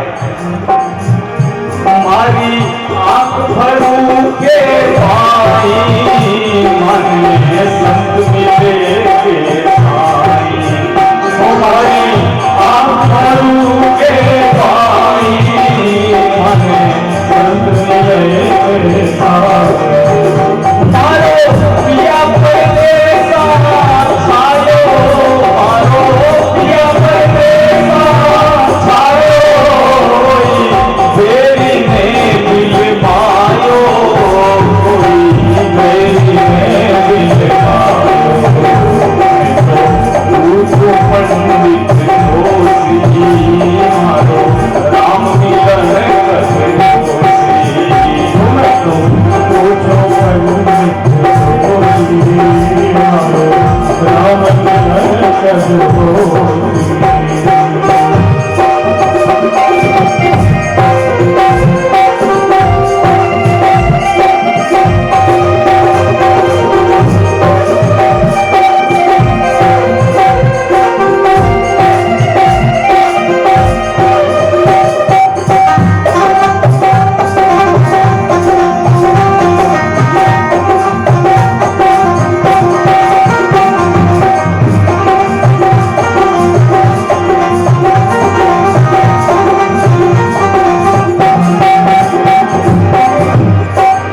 राजेंद्र जी महाराज कह रहे हैं, महाराज परमात्मा की याद में जुड़ जुड़ के तो हमारा ये पिंजरा है ना शरीर रूपी, ये भी सूखने लगा। मारे जुड़ जुड़ पिंजर कीना जल बिन तल फेंकीना, मारे जुड़ जुड़ पिंजर कीना जल बिन तल फेंकीना, मारी रोई रोई अखियां राती हो, मारी रोई रोई अखियां राती हो, मारो तन दिल दो मन बासी, मारो तन दिल दो मन बासी, जो पंडित दोषी मारो राम मिलन कर, मैं तो पंडित दोषी मारो राम मिलन कर।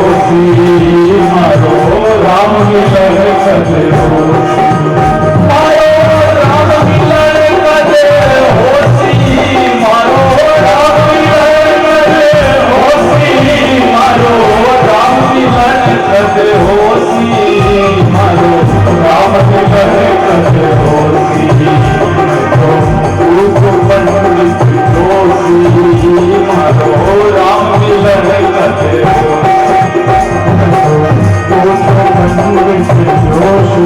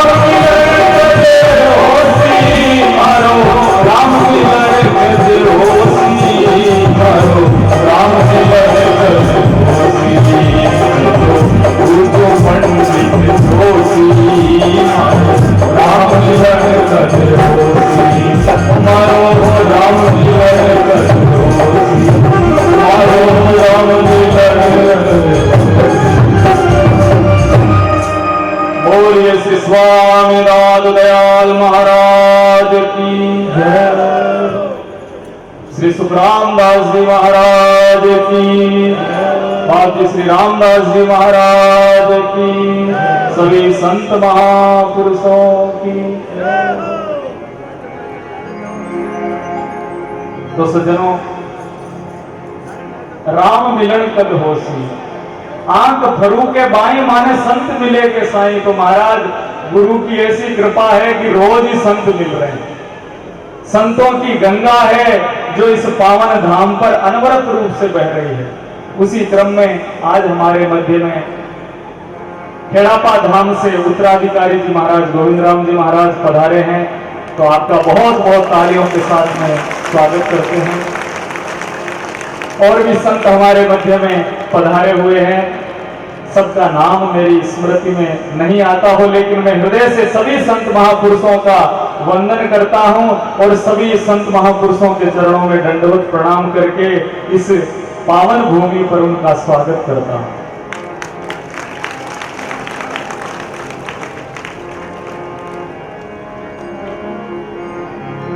महाराज, प्रसंग चल रहा था गुरु देता क्या है, सत्संग क्या चल रही थी, वापस प्रसंग पर लौट के आ जाओ।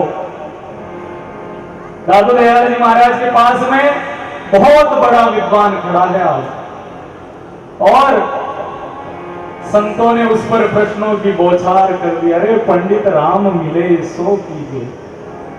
पंडित जी महाराज ने जब ये भजन सुना, महाराज इतने ग्रंथ पढ़े, इतने शास्त्र पढ़े, इतने पुराण पढ़े, लेकिन अभी तक आत्म शांति प्राप्त नहीं हुई। अगर शांति मिल जाती तो ये हराने की इच्छा उत्पन्न नहीं होती, वाद विवाद की इच्छा उत्पन्न नहीं होती। जगजीवन जी महाराज को ज्ञान हो गया और जगजीवन जी महाराज अब राम कैसे मिले महाराज। कोई साधु उस देश का आए इस संसार, दादू उसको पूछिए ये प्रीतम का समाचार। राम का पता कौन बताएगा महाराज, कोई पटवारी तहसीलदार थोड़ी बताएंगे। ये भगवान का पता तो कोई भगवान के भक्त ही बताएंगे, कोई संत ही उस परमात्मा का पता बताएंगे। जगजीवन जी महाराज ने सोचा ये प्यास जिसने जगाई है ये प्यास वही मिटाएगा।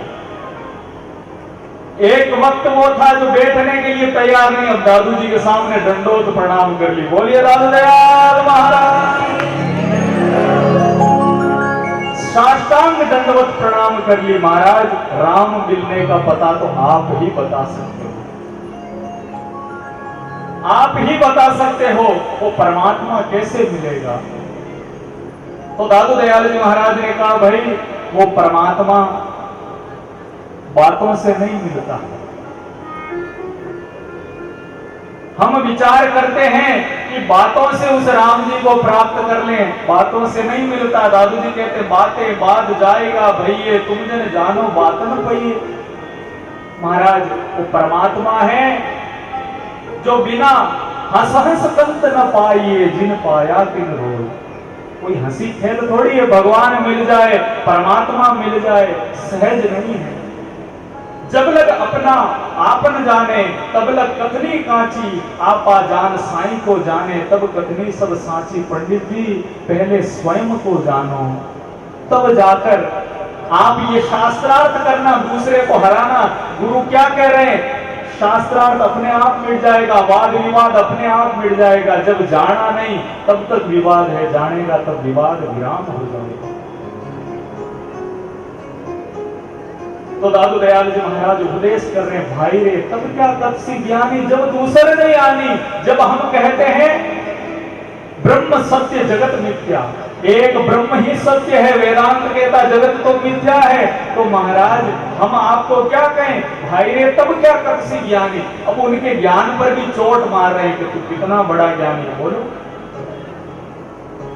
उद्धव जी महाराज जब गए ना ब्रज में गोपियों को समझाने के लिए, भगवान कृष्ण रो रहे थे। मथुरा के अंदर मुंह किधर कर रखा है, जिधर महाराज गोकुल है उधर मुंह कर रखा और रो रहे थे। उद्धव ने मन में विचार किया ये कैसे राम जी है, कैसे परमात्मा है, ये खुद ही रोते हैं, ये लोगों को क्या मिटाएंगे कष्ट। कहा भगवान आप क्यों रो रहे हैं, आपका व्यथा क्या है। उधो मोई ब्रज बिसरत ना, ये ब्रज है ना, ये गोपियां हैं, ये ग्वाल वाले, ये भूल ही नहीं पा रहा हूं। तो महाराज मैं आपके लिए क्या करूं, यहां पर भी ज्ञान का अभिमान है, वहां पर भी देखो ग्रंथ सब एक है, विचारधारा जो जागृत पुरुष है वो जागृत ही करता है दूसरे को। ज्ञानी के लिए जागृति जरूरी है, वरना वो ज्ञान अगर अनुभूति से रहित ज्ञान है तो वो ज्ञान सूखा है, उस ज्ञान में आनंद नहीं। उन्होंने कहा क्या करूं महाराज, अरे ये काम कर दे, ब्रज वाले मेरे को भूल जाए, मैं भी उनको भूल जाऊंगा।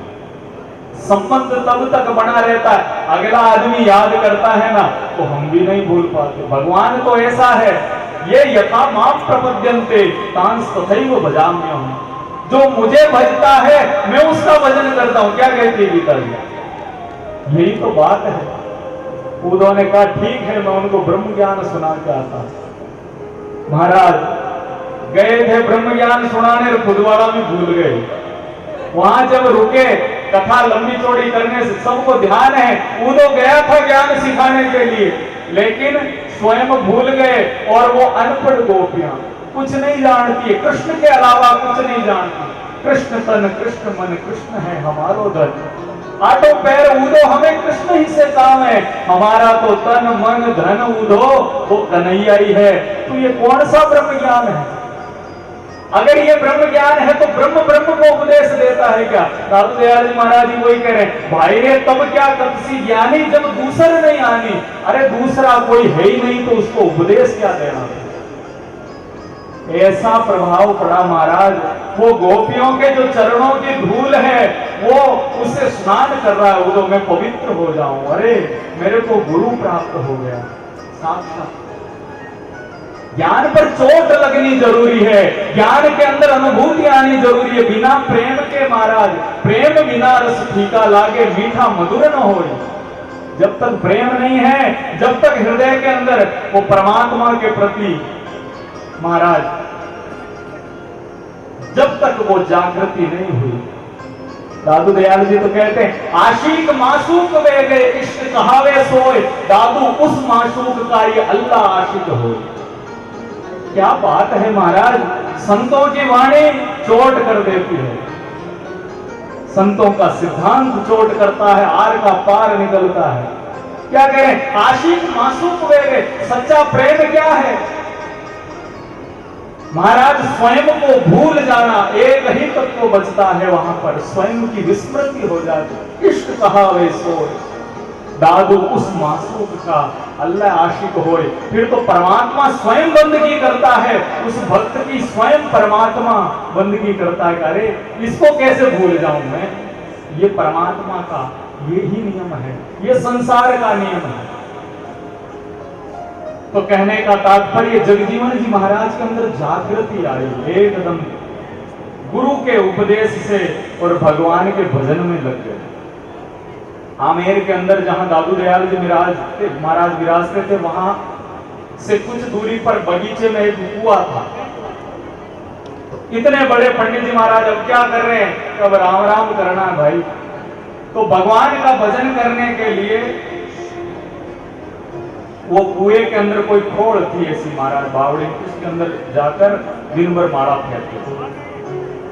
अब क्या हुआ, बरसात का मौसम आया, चारों तरफ बरसात हुई, कुओं का पानी ऊपर आ गया, लेकिन वो बगीचे वाला कुआं सूखा का सूखा ही पड़ा।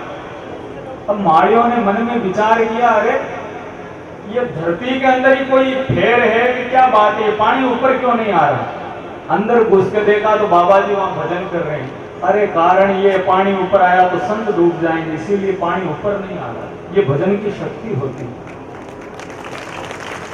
अब महाराज का कोई ना कोई उपाय तो करना पड़ेगा।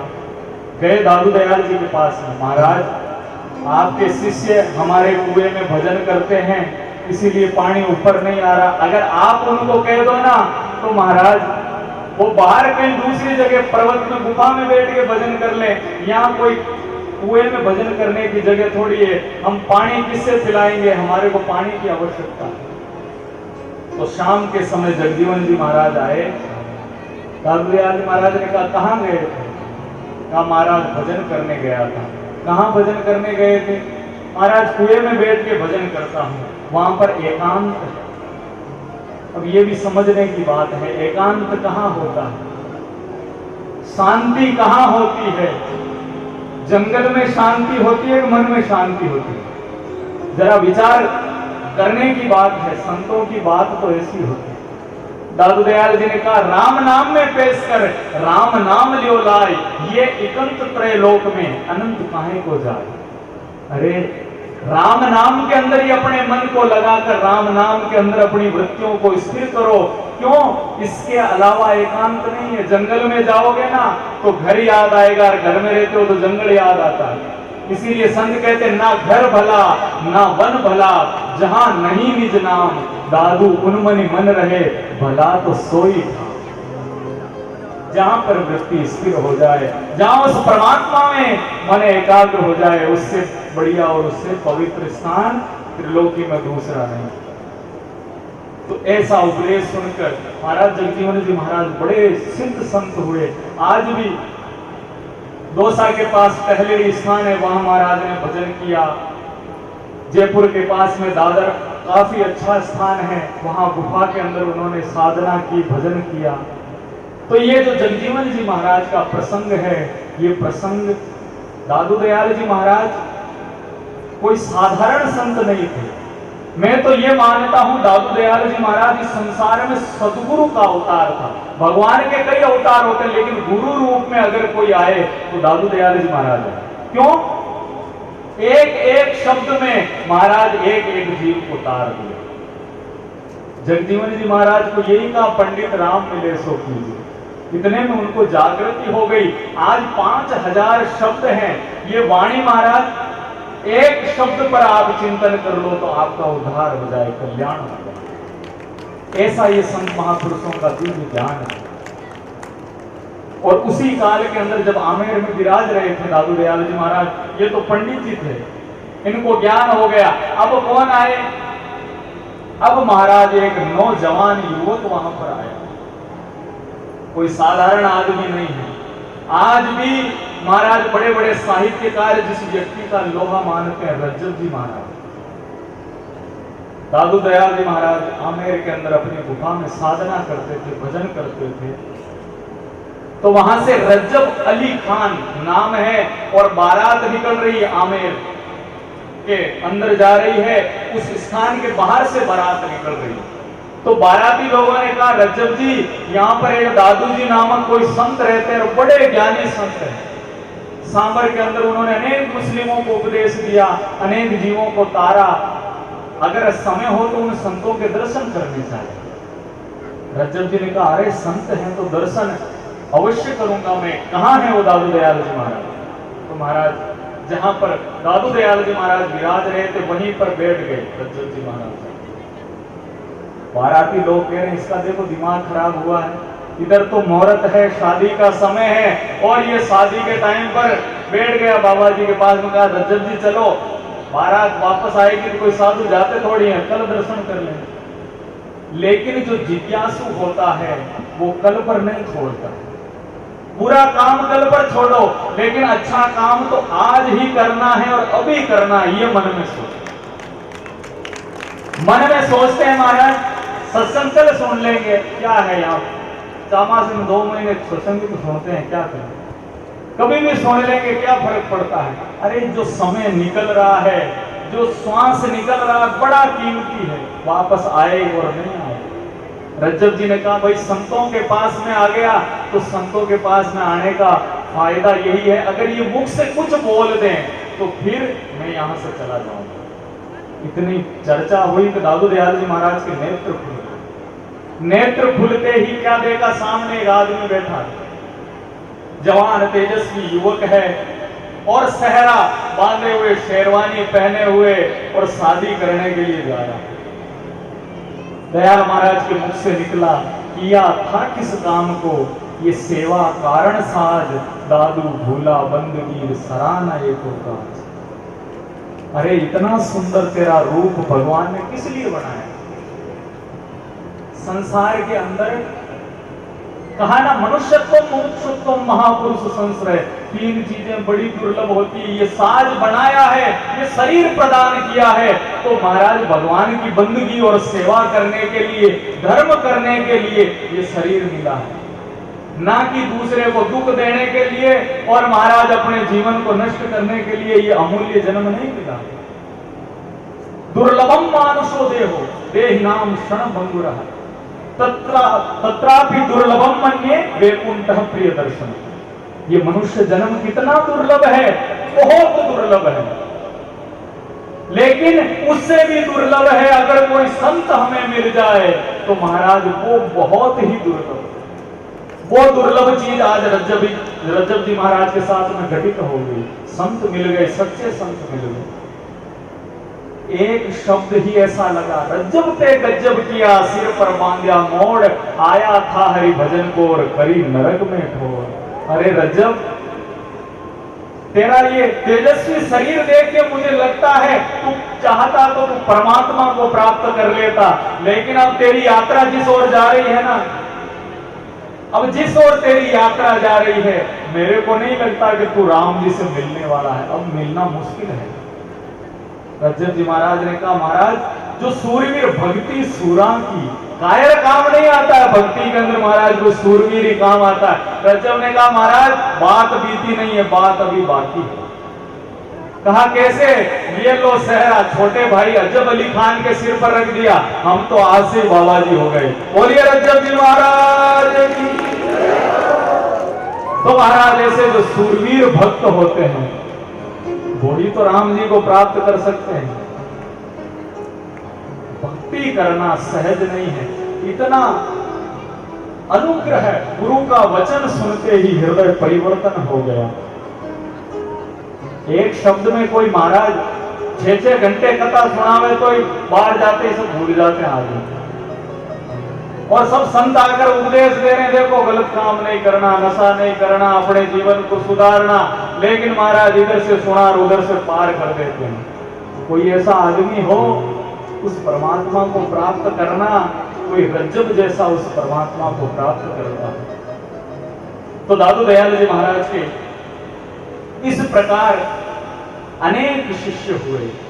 ये सत्संग, इसीलिए मैं कहता हूं सदगुरु का अगर कोई साक्षात अवतार, एक शब्द में दादू जैसा गुरु मिला शिष्य रज्जब सा जान, एक शब्द में सुलझ गई मिट गई खेचा। नहीं तो महाराज के मेरी जीभ रही सुन सुन तेरे कान, ये सदगुरु बपुड़ा क्या करे जो चेला ही कूद जाए। महाराज गुरु जी तो रगड़ रगड़ के उसको गोल करते हैं, लेकिन वो तो होने वाला है। तो कहने का मतलब यही है, अगर कोई संत बात बताते हैं, अपना अमूल्य समय हमको प्रदान करते हैं, तो वो हमारे अंदर कुछ घटित होना चाहिए। महापुरुषों ने जो कहा है वो हमारे भले के लिए कहा है, हमारे अंदर परिवर्तन होना चाहिए। इसी प्रकार घटित होता है, परमात्मा अवतरता है, ज्ञान प्रकट होता है, बुद्धत्व जीव को प्राप्त होता है, लेकिन पात्रता आवश्यक होती है। रज्जब जैसी पात्रता हो और दयाल महाराज जैसा महाराज ज्ञान हो। कहावत सुनी है कि सिंगनी का जो दूध होता है, शेरनी का दूध सोने के पात्र में घटता है, दूसरे पात्र में डालो तो वो टिकता नहीं। अब सच है झूठ है, लेकिन आपको ये बात समझाने के लिए कि जो इतना शुद्ध ज्ञान है, इतना पवित्र ज्ञान है। आज महाराज ये जो बाड़ी है, आप ये जो लोग देख रहे हैं, ये पुष्प, ये तो बाबा जी महाराज का कोई इन पर आशीर्वाद है, जो महाराज इतनी कैसी भी परिस्थिति हो, कितनी गर्मी हो, मैं तो 2-3 दिन से देखकर आश्चर्यचकित हूं। महाराज ये पंडाल बनाया था तो मैंने बाबू जी से कहा कि अपने लास्ट वाले दिन तो पंडाल छोटा पड़ेगा, पहले के जो 4 दिन ये पंडाल भरेगा नहीं, मेरे को ऐसा लग रहा है। इतनी गर्मी पड़ रही थी महाराज, और 47-48 डिग्री का तापमान, भयंकर गर्मी। लेकिन आपकी श्रद्धा को धन्यवाद है महाराज, कैसी भी परिस्थिति रही और आप सब लोगों ने ये सत्संग का दिव्य अमृत पान किया और आप आए। तो अपने बाबा जी महाराज कैसे हैं महाराज, मौसम परिवर्तित, जब से ये कार्यक्रम शुरू हुआ है ना तब से महाराज ठंडी ठंडी हवाएं चल रही हैं, वो लू लपट चलना सब बंद हो गया। जब से ये कार्यक्रम का शुभारंभ हुआ है मौसम परिवर्तित हो गया महाराज, बदल छाए हुए। बाबा जी महाराज कह रहे थे अपना वाला टेंट तो फेल हो गया, लेकिन वो भगवान बाबा जी महाराज ने टेंट की व्यवस्था कर रखी है अपनी। महाराज बदल छाए हुए हैं, रिमझिम फुहार होती है और शीतल हवा का प्रवाह चल रहा है। तो अगर अच्छा काम करते हैं ना तो अच्छा काम ही जीव के काम आता है। धर्म एव हतो हन्ति धर्मो रक्षति रक्षिता। अगर हम धर्म का नाश करते हैं तो धर्म हमारा नाश करता है, और अगर हम धर्म की रक्षा करते हैं वही धर्म हमारी रक्षा करता है। इसीलिए धर्म एव हतो हन्ति, शास्त्र कह रहे हैं अरे उस धर्म को अपने जीवन में रखो, अपने जीवन में उस महापुरुषों की कृपा को सदा बनाए रखो, और उससे होगा क्या कि वही चीज हमारी रक्षा करती, वो हमारा ध्यान रखती। बात बताने की तो नहीं महाराज, सत्संग का प्रसंग चल रहा है तो मेरे को ये जो पोस्टर वगैरह इसकी तैयारी मैं कर रहा था अजमेर में। बाबा जी महाराज का आदेश था कि भाई बैनर जो छपवाने हैं वो अजमेर में छपवा लें। तो देव योग ऐसा हुआ कि मेरी गाड़ी भी खराब हो गई, वो नागौर एजेंसी में पड़ी है। तो वहां से सारा सामान है जो बस में लाना, और सामान भी बहुत सारा, कोई महाराज ये बड़े बड़े वाले पर्दे और सारा सामान। तो कोई आदमी मेरे को बस में बिठाने के लिए आया। देखो अगर अच्छे की ओर चलते हैं तो कितना अच्छा होता है, वो प्रमाण आपको बताता हूं। वो जैसे ही मैंने बस के अंदर वो रखे, वो आदमी कंडक्टर इतना भगत महाराज, उसने खुद वो सामान बस में रखवा दिया। बस में रखवा कर गाड़ी में इतनी भीड़ थी तो उसने सीट, अपनी वाली सीट है वो मेरे को दी। और यहाँ पर जब मेड़ता में आया महाराज पानी, ये पानी तो पियोगे नहीं, बोतल खरीद के पानी की मेरे को दी, और यहाँ सारा सामान उसने उतरवाया। तो ये किसकी कृपा है, हम कुछ नहीं करते। आज ये सत्संग हो रही है, आप सोच रहे हो मैं सुन रहा हूं और मैं कर रहा हूं, हमारे करने करे करावे साइया वो तो परमात्मा ही करता है, हमारी कोई शक्ति नहीं है। लेकिन परमात्मा जब हम अच्छा करते हैं तो भगवान हमारे साथ में हो जाता है, परमात्मा हमारे साथ में हो जाता है। तो हमारे जीवन में अच्छाई बनी रहे, हमारे जीवन के अंदर पवित्रता बनी रहे, हमारे जीवन के अंदर उन महापुरुषों की कृपा बनी रहे। इसी के लिए ही तो ये आयोजन किए जाते हैं। आज इतने संत यहाँ पर पधार रहे हैं, इतने संतों का हमें दर्शन लाभ प्राप्त हो रहा है। ये किसकी कृपा है, ये हमारे गुरुदेव की कृपा है, जिसके बदौलत आज ये दिव्य ज्ञान गंगा हमारे द्वार पर चल के आई। तो महाराज कहने का तात्पर्य, ये जो सत्संग चल रही है, ये सत्संग का उद्देश्य इतना ही है हमारे जीवन में परिवर्तन आए, हमारे जीवन के अंदर कुछ क्रांति घटित हो। जब इस प्रकार का वहां पर सत्संग का प्रभाव देखा, इस प्रकार का सत्संग का माहौल देखा, तो दादू दयाल जी महाराज से सब जुड़ने लगे। राजा महाराजा सब संतों की शरण में आने लगे। आमेर नरेश भी दादू दयाल जी महाराज के पास में आए। उत्तरोत्तर ख्याति बढ़ती बढ़ती अकबर के कान में बात पहुंची। उस समय अकबर था, एक छत्र राज था हिंदुस्तान के ऊपर उसका। अकबर के कान में यह बात पहुंची कि दादू दयाल जी महाराज जैसा कोई संत है, तो उसके मन में भी ये इच्छा जागृत हुई, लेकिन कोई सहयोग बन नहीं रहा था। सहयोग परमात्मा ने बनाया। एक सीकरी के कोई ब्राह्मण देवता तीर्थ यात्रा करते करते आमेर में पधारे। आमेर में पधारे तो दादू दयाल जी महाराज के पास में आकर कहा, महाराज मैंने इतने तीर्थ किए हैं, इतने तीर्थ किए हैं, मैंने कई तीर्थों की यात्रा की है। तो दादू दयाल जी महाराज ने कहा, तूने परम तीर्थ की यात्रा की है कि नहीं की? तो महाराज परम तीर्थ कौन सा? कि ये जो हृदय रूपी तीर्थ है उसकी तूने यात्रा की है कि नहीं की? दादू दयाल जी ने कहा, इत है नीर नहावन जोग, अनहित ब्रह्म भूलारे लोग। नहाने लायक राम नाम जलम कृत्वा, वाणी कहती है नहाने योग्य अगर कोई नीर है तो भगवान के नाम जैसा पवित्र करने वाला साधन कोई दूसरा नहीं है। ब्राह्मण देवता ने कहा, महाराज वो तो आप ही बताओ वो साधन। कहा, भाई इस भगवान का भजन करो, यही परम तीर्थ है। माधवदास जी उनका नाम था। दादू दयाल जी महाराज के शिष्य हो गए, सब कुछ छोड़ छाड़ के, और माधवदास जी महाराज दयाल महाराज के पास ही रहने लगे। सीकरी के थे ये। अब एक दिन घूमते घूमते माधवदास जी महाराज कहां पहुंच गए? सीकरी पहुंच गए वापस। और ठाकुर जी का मंदिर था तो महाराज पांव तो उधर हो गए, नींद में कोई ध्यान नहीं रहा।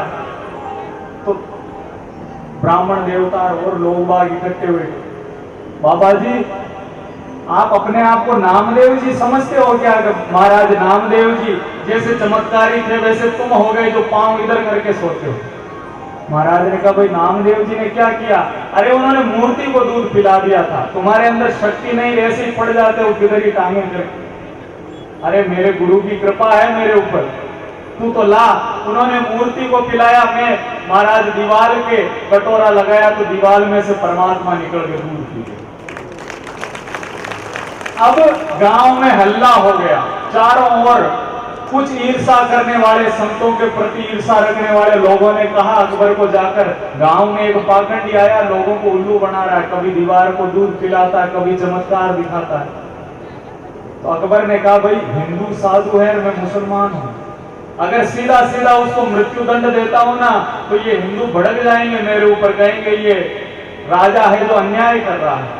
तो भाई कोई ऐसी युक्ति निकालो कि वो साधु भी मर जाए, सांप भी मर जाए, लाठी भी नहीं टूटे। तो मंत्रियों ने कहा, युक्ति हम बताते हैं। शेर का पिंजरा है ना, उस साधु को शेर के पिंजरे में डाल दो, अगर सच्चा साधु होगा, भजनानंदी होगा तो शेर नहीं खाएगा, इतना ही चमत्कारी है तो, और अगर पाखंडी होगा तो शेर खा जाएगा उसको। शेर के पिंजरे में माधवदास जी महाराज को डाल दिया। अब महाराज संतों के पास तो है क्या, गुरु का दिया हुआ मंत्र सत्य राम कर रहे हैं। सुबह अकबर ने कहा, जाओ पिंजरे को देख के आओ, अगर शेर खा गया तो उसकी हड्डियां बाहर डाल देना। तो महाराज सिपाही गए देखने के लिए, तो शेर तो एक कोने में दुबका हुआ बैठा, और बाबा जी तो पिंजरे के बीचों बीच सतराम दादू राम कर रहे हैं। ये जब आश्चर्य की बात अकबर तक पहुंची, अकबर ने सोचा ये हिंदुओं में भी कई औलिया होते, कई पहुंचे हुए संत होते, ऐसा नहीं कोई श्राप वगैरह दे दे, बदुआ दे दे और मेरा राज मिट जाए। दौड़ता हुआ गया, चरणों में गिरा, महाराज मुझे क्षमा कर दो, मैं आपकी महिमा नहीं जानता हूं, आप तो विचरण करो, आप अपना भगवान का भजन करो। कुछ दादू दयाल जी पर ईर्षा करने वाले लोग थे, उन्होंने अकबर को कहा, ये चेला दादू जी का है, ये इतना चमत्कारी है तो इसका गुरु कितना चमत्कारी होगा, जरा विचार तो करो। तो अकबर तो दादू जी को यहां पर बुला और उनके बारे में हम जानेंगे कि वो सच्चे संत हैं या पाखंडी हैं, कि उनके अंदर क्या विशेषता है, यह हमें जानने की आवश्यकता है। तो अकबर ने कहा, भाई दादू दयाल जी महाराज को बुलाना है तो कहां है वो? कहा आमेर में है, राजा भगवंत दास को पत्र लिखो, दादू जी को लेकर यहां। तो कहते हैं दादू दयाल जी महाराज को कई पत्र लिखे अकबर ने, और सीकरी बुलाने का प्रयास किया, महाराज आप सीकरी पधारो। तो जो मंत्री लोग पत्र लेके आते, दादू दयाल जी कहते, भाई संतों का, जोगी का, राजा का क्या काम महाराज, साधु नाही पग धरे कबहू राजद्वार, उलट अपूटा आप में बैठा ब्रह्म विचार। हम राजद्वारे, महाराज राजा के द्वार तो वो जाता है जिसको क्या तो धन चाहिए, के मान चाहिए, के सम्मान चाहिए, हमको तो कुछ नहीं चाहिए, राजा के द्वार जाके करेंगे क्या? तो ऐसा मन में विचार करके दादू दयाल जी ने तो टाल दिया। फिर अकबर ने बड़ी ही कठोरता पूर्वक आदेश दिया भगवंत दास को, दादू दयाल जी को आपको लेके आना, नहीं तो हम आमेर आ रहे हैं दादू दयाल जी से मिलने के लिए। भगवंत दास ने विचार किया, वो अगर आमेर आया तो कहीं ये आमेर पसंद आ गया तो अकबर शाह यहीं बस जाएंगे, तो दादू दयाल जी को वहां भेजना अनिवार्य। संतों के पास में गए तो दयाल महाराज ने कहा, भाई मैं अपनी इच्छा से कोई काम नहीं करता। दादू दयाल जी ने कहा, डोरी हरि के हाथ है, गल माही मेरे, ये बाजीगर का बांदरा भावेता फिरे, मैं तो जाता आता नहीं हूं कहीं भी, वो भगवान ले जाता वहीं मैं जाता हूं। तो तू भगवंत दास रूप में परमात्मा से पूछता हूं क्या आज्ञा। तो कहते हैं परमात्मा ने वहां पर आकाशवाणी की, दयाल महाराज आप अगर अकबर के पास में जाओगे तो जो गो हत्या है, देश के अंदर जो गो हत्या हो रही है, अगर आपका ज्ञान उसके लगा तो इस गो हत्या पर प्रतिबंध लग जाए, ये काम आप कर सकते हो। और हिंदुओं के ऊपर नाना प्रकार की यातनाएं हैं, अगर उसको ज्ञान मिलता है, सच्चा कोई संत मिलता है तो ये हिंदुओं के ऊपर से यातनाएं कम हो जाती है। तो दादू दयाल जी महाराज यात्रा करते करते 7 शिष्यों के साथ में सीकरी पधारे। सीकरी पधारे तो जो बीरबल सबसे चतुर जो मंत्री थे, बीरबल और अबू फजल 2 मंत्री थे अकबर के। अकबर ने कहा जाओ दादू दयाल जी की परीक्षा लो कि वो ज्ञानी हैं या फिर ऐसे ही उनका चारों तरफ हल्ला फैला हुआ है कि दादू जी ऐसे बड़े संत महापुरुष। तो अबू फजल और बीरबल दादू दयाल जी महाराज के पास में आए। बीरबल ने प्रश्न किया, महाराज हमें अकबर ने भेजा है, हम आपसे कुछ प्रश्न करना चाहते हैं। तो बीरबल प्रश्न करता, ब्रह्म शून्यता क्या रहे, आत्म के स्थान काया स्थल क्या बसे, सदगुरु कहो सुधा। महाराज ब्रह्म ज्ञानी की क्या पहचान है और साधारण मनुष्य की क्या पहचान है, जिज्ञासु की क्या पहचान है, ये हमें बताने की कृपा करें। शास्त्र की परीक्षा ले रहा है कि कितने बड़े ज्ञानी हैं। तो दादू दयाल जी महाराज ने कहा, साधारण मनुष्य की पहचान है काया के स्थल रहे, मन राजा पंच प्रधान, 25 प्रकृति 3 गुण आपा गर्भ गुमान। जो इस शरीर के अंदर रहता है और इंद्रियों के जो अधीन हुआ जो जीव है वो साधारण व्यक्ति है। फिर महाराज आत्म के स्थान है ज्ञान ध्यान विश्वास सहजशील संतोष सत भाव भक्ति निधपास। जो आत्मा के स्थान में रहता है, अपने आप को आत्म के स्थान पर रखता है, वो जिज्ञासु होता है। फिर महाराज ब्रह्म ज्ञानी के क्या लक्षण हैं, ब्रह्म शून्यता ब्रह्म है, निरंजन निराकार नूर तेज तह ज्योति है, दादू देखनहार, वहां तो दृष्टा मात्र शेष रहता है और स्वयं वो ब्रह्म ही जीव हो जाता है। तो इस प्रकार का ज्ञान सुनकर, सदगुरु का उपदेश सुनकर परम संतुष्टि को बीरबल जी महाराज प्राप्त हुए। तो संतों का ज्ञान संतुष्ट करने वाला है, प्रत्येक व्यक्ति को संतुष्ट करता है, ज्ञानी हो अज्ञानी हो, महाराज जिज्ञासु हो, कैसा भी व्यक्ति हो, संत उसको संतुष्ट करते हैं। तो महाराज बड़े बड़े संत महापुरुष हमारे मध्य में पधारे हुए हैं। सत्संग का प्रवाह तो चल रहा है, ऐसे ही चलेगा। तो संत महापुरुषों का महाराज हमको दर्शन लाभ तो प्राप्त हुआ है, लेकिन हम चाहेंगे कि ये हमारे मध्य में पधारे हैं तो इनका आशीर्वचन भी हमको प्राप्त हो। ये संत महापुरुष इतने दूर से आए हैं और महाराज हमारा बड़ा सौभाग्य है कि इन महापुरुषों के अमृत वचन हमको श्रवण करने को प्रतिदिन प्राप्त हो रहे हैं। तो उसी श्रृंखला में महापुरुष हमारे मध्य में विराजमान हैं। खेड़ापा धाम से हमारे बीच में गोविंद राम जी महाराज उत्तराधिकारी जी महाराज बड़ी कृपा करके यहाँ पधारे हैं। तो सभी लोग बड़े ध्यान पूर्वक महाराज श्री का आशीर्वचन श्रवण करेंगे।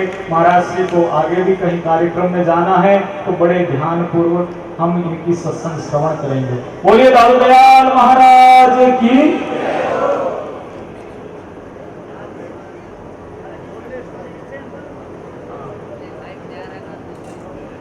और इसी क्रम